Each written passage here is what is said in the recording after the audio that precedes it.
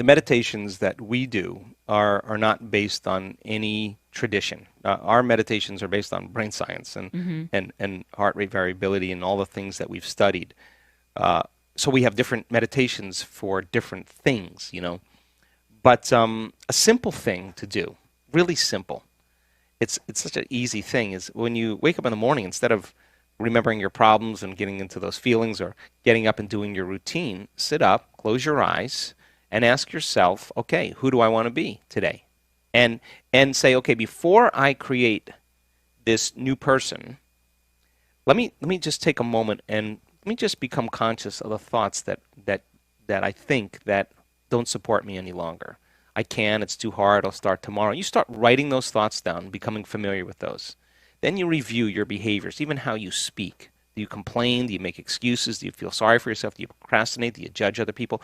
Just get a list and write those down. Look at the emotions that cause you to fall to a lower denominator every day, Mm-hmm. and just become aware of those and review those thoughts, behaviors, and emotions. Become so familiar to them, so conscious of them that you won't go unconscious to them in your waking day. Now, that is the process. Mm. That's to know thyself, and it's amazing because you could actually anticipate the thought before it's coming when you get good at this. You're like, oh, no, I'm not going to go there because you're so aware of those thoughts now because nerve cells that no longer fire together no longer wire together. So you begin to dampen down the connections in your brain that have to do with the old self.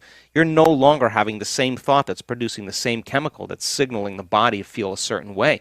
You're disrupting that process. In the beginning, yeah, that's uncomfortable. The body's been in that familiar state. Mm-hmm. Then if you say, okay, what thoughts do I want to fire and wire in my brain? And you have those thoughts and put all of your attention behind them. What behaviors? How am I going to be with my husband? How am I going to be at work? How am I going to be on the phone today? Who am I going to make a difference with? And start to review. Just review. Think about and plan who you're going to be. That What if you create that person and you think that they don't want that person around? Well, I mean, it's always within reason. It's not about them. It's about you. It's about Mm-hmm. who you're going to be with them. Mm-hmm. And you can't control. I mean, anybody is free will, but what you can control or regulate is who you're going to be. So then, and then you say, okay, what emotions am I going to live by the entire day? Let the test begin. That no person, no thing is going to steal my joy today. I'm not going to mismanage my attention and lose the love that I feel now. And and you start working on those emotional states and just say, I'm not getting up until I feel that feeling. Now, that little small exercise of just deciding who you no longer want to be and reviewing who you do want to be takes 20 minutes. And you get up and you feel better. And your body begins to make a whole different set of chemicals, a whole pharmacy of chemicals that really start to make you see reality differently. We don't see things how they are, we see things how we are. So Mm-hmm. when you change who you are, you're going to get a broader spectrum of the way the world really is. And look, people who are unhappy with themselves are unhappy with everybody. People who hate other people, they hate themselves. People who judge other people, they're always judging themselves. People who love themselves love other Mm-hmm. people. People who are happy with themselves are happy with other people. And you can say to me, well, it was this person or that thing that did it to me 25 years ago.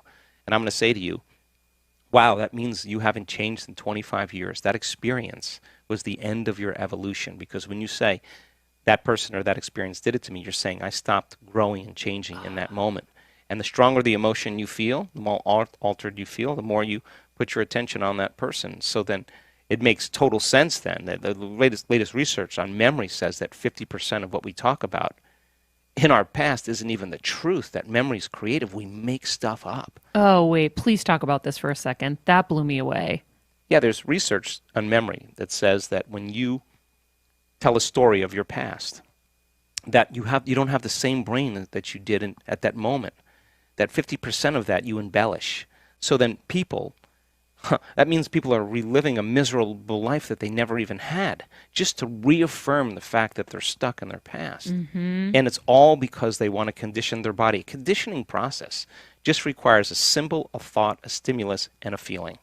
And so you remember the event, you feel the emotion, you're conditioning your body more into the past. And yeah, you're right. But valid or not, you, let's take that person, let's Let's put him in a rocket and shoot him to the moon. Now what? What do you want to do now? Yeah. I mean, you're still left with you, right? And so then what we know is that getting people out of that state, bringing them up to the present moment, when they start letting go, when they finally let go, the freedom that they feel, the joy that they feel, causes them to naturally feel these elevated emotions. So the overcoming process, that is such an important element, because most people, I just want to focus on the positive. I don't want to really, well, no. If 95% of you is an unconscious set of programs, you got to become conscious of them so you don't go unconscious during your normal day, because you'll go right back into the unconscious habit and thinking the same way, acting the same way, feeling the same way, and wondering why your life isn't changing. Mm-hmm. And that's the work. Look, when you start opening your heart, the research that's done on the heart, when you start feeling an elevated emotion, the heart starts beating coherently. When you're frustrated, when you're resentful, when you're impatient, your heart is beating very incoherently. It's like stepping on the gas pedal and stepping on the brake at the same time. The heart's going to run, fight, or hide, and here you are sitting there with a smile on your face, and your body is going through all these chemical reactions. The heart is beating incoherently. When you start practicing moving energy back into your heart, start opening your heart, and it starts beating more coherently, it produces a measurable magnetic field that's up to 3 meters wide. Now, you're emitting a signal. That energy is frequency. And that frequency carries information, which means now that frequency can carry the thought of your health. It can carry the thought of your wealth. It's consistent with it. Suffering is not going to carry the thought of your health. It's not the same frequency. It's a different frequency. It carries the thought of, I'm a victim, or my life's never going to change. That's the energy. So every thought has a frequency. So then, and they add up. They start creating form. And they affect other people around you, because if you've got that magnetic field, I want you to talk a little bit about the quantum physics of it all, because I wonder also at the workshops, if everyone is in that state, their energy is going out and creating like a multiple of the result, I'm sure. Yeah, the sum of the with parts the little is greater bit than that the whole. I know. Yeah. So we've measured the energy in the room. We've actually done this. And we've taken 750 people, 1,000 people, and we've had them practice opening their hearts, elevating their energy. And then we have 40 people or 50 people sitting in the front of the room with their eyes closed wearing a heart rate monitor. And we say, okay, send the thought on that loving energy, on that elevated emotion, that their bodies be healed, that their lives be enriched, their dreams come true, that they have mystical moments. And just do it for 10 minutes.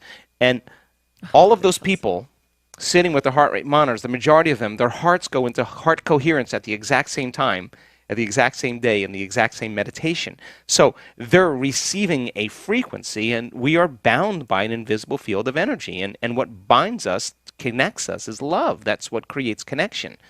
Fear, prejudice, anger, hatred, violence, suffering, they create separation. That's when you draw from the field. You're drawing from your vital life force around your body, and you're turning it into chemistry.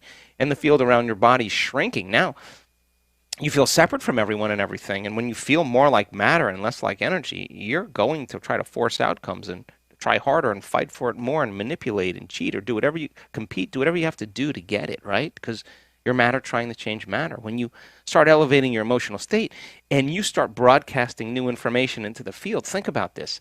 When there's a vibrational match between your energy and some potential in the quantum field, you don't go anywhere to get it. It starts being drawn to you. You're the magnet to your destiny. So then, the moment you start getting frustrated and impatient, you just disconnected from the energy of your future. Yes. Now you're back to the energy of your past. Don't expect anything to change in your life. And if you say to me, well, it was that person or that thing that did it to me, I'd say, oh, you're back to the unconscious program that you're a victim again. Yeah. And so then people start figuring this out. They start doing it. They start doing it because they understand when they're consistent with this energy and they can hold on to it.